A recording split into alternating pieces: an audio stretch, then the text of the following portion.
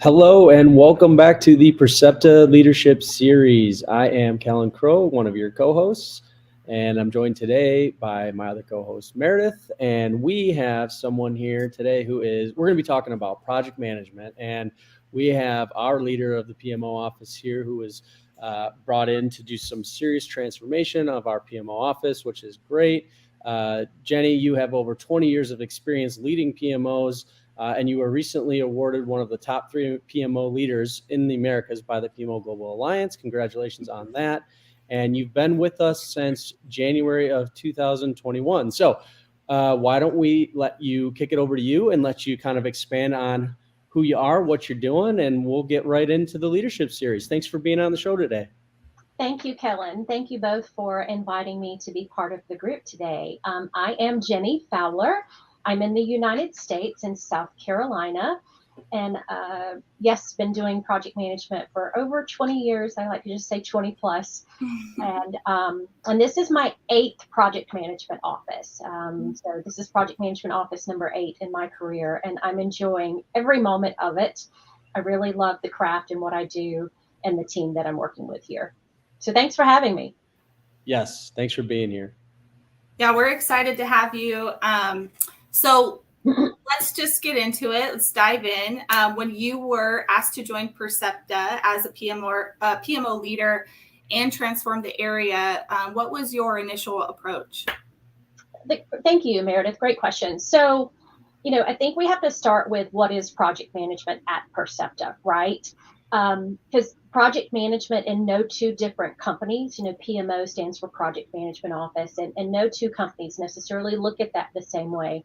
So in my first 30, 60, 90 days, the gentleman that I work for, his name is Jamie Goldberg, we both agreed to just give me an opportunity to listen for that first 30, 60, 90 days. So for lack of better terms, kind of like a maturity assessment of coming in, really looking at what do we do? What do we already have? I interviewed dozens and dozens of people about what's working well, what might you want to see in the future, really trying to listen. And I encourage that for any new leader going into an organization, whether you're doing project management or not.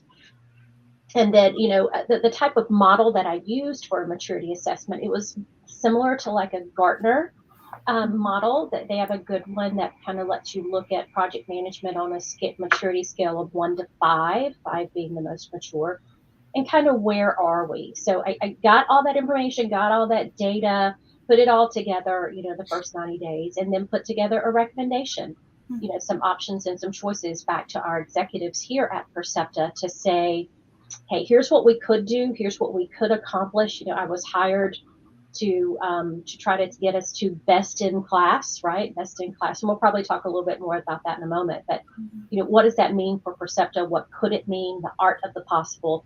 Put that in front of the executives of what an 18-month plan might look like, and wanted to get their buy-in on the goals and then move forward from there. So that's the approach that I took when I came in at the beginning of last year. And we're moving forward. So that's a maturity assessment and listening. Listen. Yes. So when you talk about best in class, let's talk about that just a little bit. I'm curious about best in class, and I'm curious about where you're looking at as far as benchmarks to be considered to kind of help you reach that goal, because that's a pretty lofty goal. It's a big goal. Yes, it is. And so I always step back, because we hear that term a lot, right? Best in class. Yep. But what is that? Who is the best, right? And I just pause for a moment. Like, who? Which company is the best? Which group has the best project management office? Now, there are some awards that are given out for this, from various organizations. But, so I really, while I do keep a very close eye on the temperature of the industry, I'm very passionate about that. I try not to bring what might be. I think that there is best in class, but what is best for us here at Percepta, right? And so I think we kind of need to start off with not striving to be the best, but striving to be better.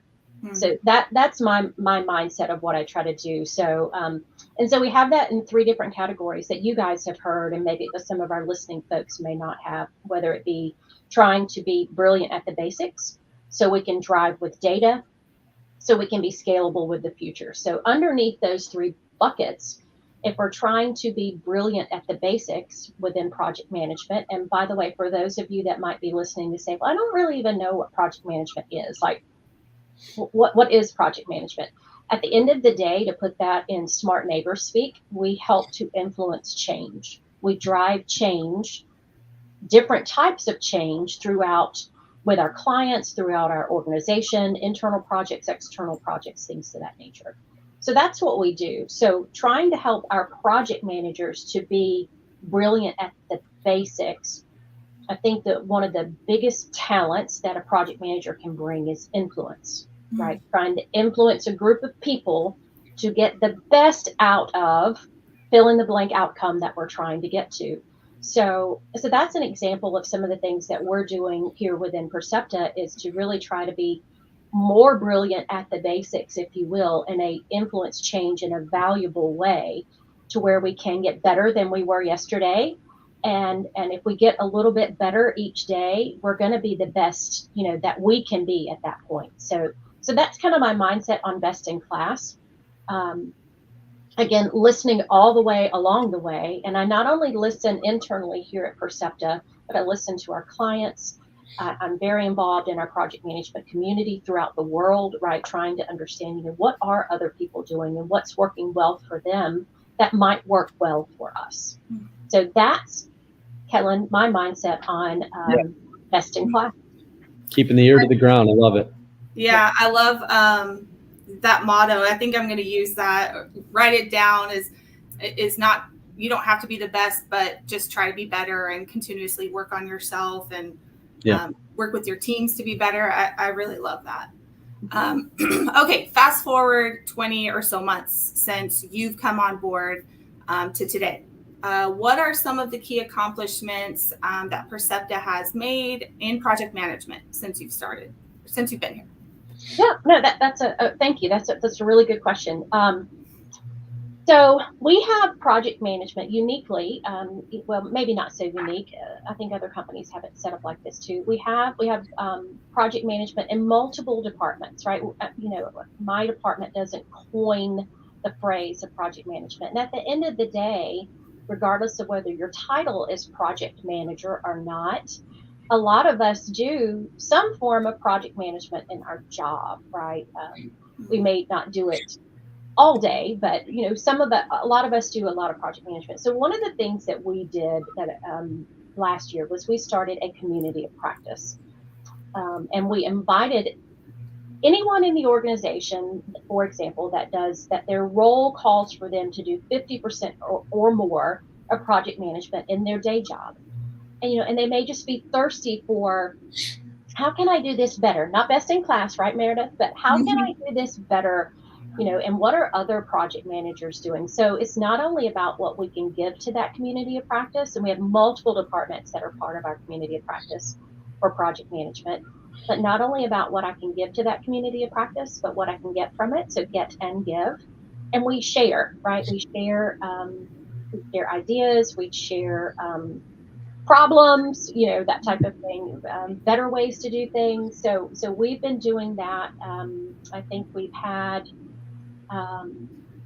probably next to 24 topics that we've covered over the last 20 or so months. So that's one thing. Another thing, as far as accomplishments go, we didn't have a PPM tool, and what PPM stands for is Project and Portfolio Management Tool, a PPM tool. Basically a way to be organized across the globe, right? Because we have project managers in many different countries, and trying to keep up with that in a non-automated way is very difficult, right? Or was very difficult. Now we have a tool that we use that we can put all of our stuff in, and we have global visibility. So that an accomplishment that we've made, a big accomplishment actually. Literally was doing the hula dance when we got that implemented. Very, very, very pleased with that. And the third thing that I'll say is, around our talent. We've come a long way with the talent within our group.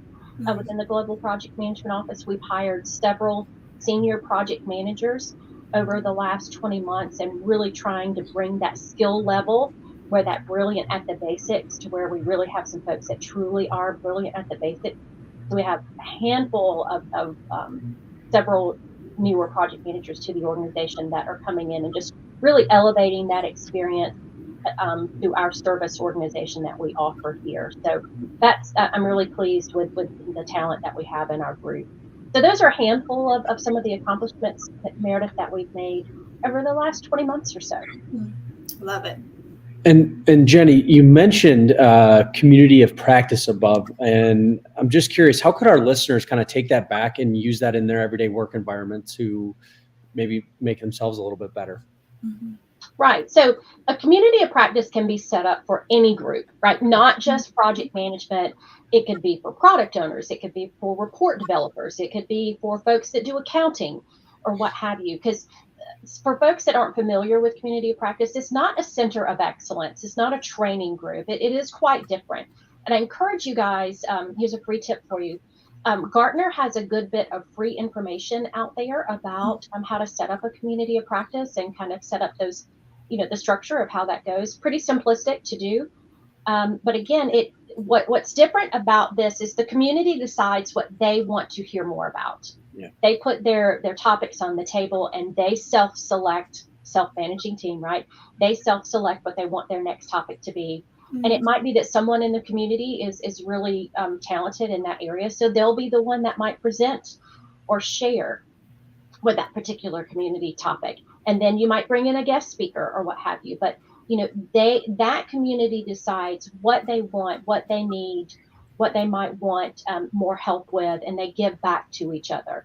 So I encourage, for those that are listening, the community of practice is a really, really good thing to use for any particular group. It doesn't just have to be project managers. And Gartner has a good way to set that up. So I can give you a free tip there. So good question, Kellen. Thank you. Awesome. Well, thank you for the free tip. We'll take them all. Yeah. We're gonna start wrapping it up here, but I do want to see if you can look into your little crystal ball here a little bit into the future. What's kind of the future of project management looking like in the industry? But then what does that mean for Percepta PMO as well? Right. And so there is no best-in-class answer. How you like that? There is no best-in-class answer. I can tell you what some of our trusted advisors in the industry say, whether, and those trusted advisors might be the Project Management Institute global footprint, right? It might be Gartner, their trusted footprint and how they envision what's going to happen. Another trusted advisor might be the Project Management Global Alliance. There's many, right? And I'm affiliated with all of those. And I actually do speaking engagements and things of that nature with a number of them. So I do get the opportunity to meet other global project management leaders. And so it looks something like this, and I don't say this to concern other project management leaders that might be listening, because some might say, PPM is dead. PPM is dying, meaning project and portfolio management is dying. You will hear that, and there's a lot of articles and stuff spinning around right now. And I think what they're talking about is the first letter of that, meaning the project and portfolio management. Should it be strategy portfolio management instead of project portfolio management? And I agree with that. I think that the more strategic mindset is about a mindset change. So I'll sum that up into this, whether it's should project management offices be striving to be a strategy realization office, a benefit realization office? Should project and portfolio management be strategy, portfolio management, things of that nature? That's what a lot of the buzz is. And then, even further down the road, that continuous improvement innovation center, right? I think it depends on what each company needs. Some smaller companies may not want all that, or they may not need all that. So that may be too far of best in class for them. Mm-hmm. Some larger companies might already be there. Medium-sized companies might want a hybrid of that. So how that impacts Percepta, back to your question of, what we are really trying to do is, within our project management craft, are we coordinating projects? Are we managing projects? Or are we leading projects? So the industry overall is cares less about the coordinating of projects, right? Because we've got tools that can do a lot of that for us now. We don't have to do that manually anymore. So the tools can do a good bit of work. far as the managing and the leading and really focusing on that emotional intelligence side, what does leadership look like? That's one of the things that we're doing here at Percepta to try to influence. And I think we are keeping our eyes and ears about, remember, brilliant at the basics, driving with data and being scalable for the future. We are looking more around towards that strategy realization, benefit realization as far as the future of Percepta goes, and trying to make sure that our project management group and project managers are aligned to help to influence and do that. So that's just a high level way to say, I don't think that the PPM is dead, but I do think that we can influence to bring strategy in a little bit more as we move forward. Awesome. Well, we want to thank you for coming on today and giving us a quick dive into who you are, what you're doing here at Percepta, doing really great things. We very much appreciate that and appreciate you coming on today. Meredith, it's always fun to have these leadership series, so thank you for being a fantastic co-host. For everybody that has been following along, continue following along, please. We love to have the viewers. We will be on next week with Catherine Kress, who's our VP of Strategy, to talk about a very big project that's going on in Houston. If you're just tuning in and you haven't gotten the opportunity to see some of the leadership series, go ahead and take a scroll back through our LinkedIn, and you can check them all out there. There's a handful of them readily available for you to check out. Thank you guys both so much. We appreciate you both, and I hope you all have a good day. Bye. Thank you. Bye-bye. Bye, guys.